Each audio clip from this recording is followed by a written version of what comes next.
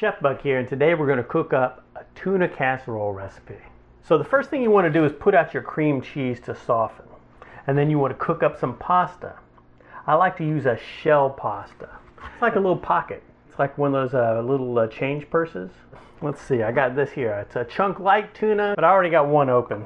And you want to go ahead and drain your tuna, although I reserved a little bit of the water, you know, for some extra tuna flavor. So we'll go ahead and get all our tuna in the bowl.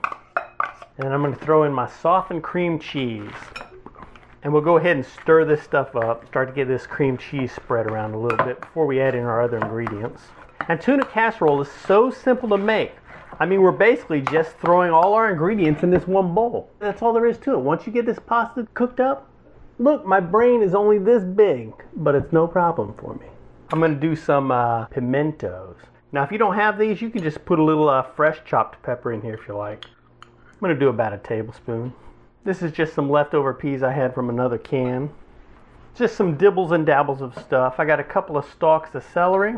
Now I'm putting that celery in there because I'm hoping it'll give a little bit of texture, a little bit of a crunch, you know, because tuna casserole is pretty soft. You know, it's like the opposite of this. I got a small onion, nice and chopped up. 1 can of cream of mushroom soup. You should always have a can of cream of mushroom soup because they're like a nice little shortcut through the recipe woods. So we'll put our little splash of tuna agua. And then I'm going to add some mustard. You know, and you can put whatever kind of mustard you like except for yellow mustard. This isn't a baseball game. This is a tuna casserole. So I'm going to do a splish splash of this mustard and a splish splash of that mustard. A little bit of salt and pepper. And that's all the seasoning I'm going to put in here. I want to keep it basic. You know, we want just a nice classic tuna casserole. And then the last thing I'm going to add in here is my pasta. And like I said, I just cooked this according to the package directions, but al dente. Don't overdo your pasta. And then we'll just fold it in here with these other ingredients. And this is why you want to use a big bowl, because we got it filled to the brim with tuna-liciousness. Now we've done most of the work right there. Just got it all mixed together. So now I'm going to see if I can cram this in an 8x8 baking dish. I'm going to give it a light spray. Let's kerplunk it in here. And look at all that tuna. I like to use a nice big can of tuna. We'll get it nice and spread out. The last thing we need to do is put our topping on here.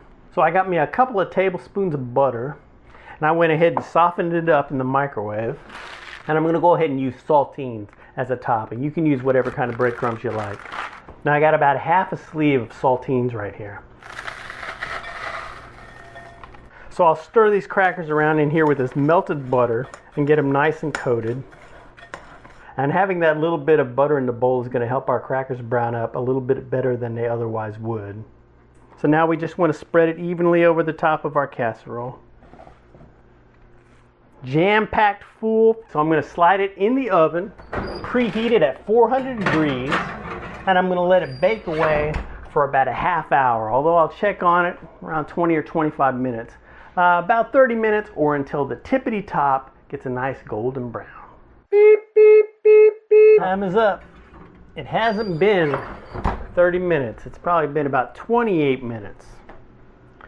So you have to start keeping an eye on it right around the 25-minute mark, because it's ready when your topping is starting to brown, when it gets really nice. You don't, especially with saltine crackers, you don't want it to go too far, because saltines don't look pretty once they start to overcook. But we'll go ahead and let this set, you know, for 5 or 10 minutes, and then we'll dig in and see what it looks like. So let's go ahead and give her a try. Let's go ahead and fish a little bit out of here. Oops, couldn't get it out in one piece. It smells delicioso. And look how tuna-licious that is. Look how much tuna's in there. That's what you want. You want tons of tuna. Yeah, let's turn that around so you can get a view. See, that's not watery in there. You don't want it to be soupy. This is comfort food. This is brain food. And it's delicious. Yeah, we definitely need some brain food.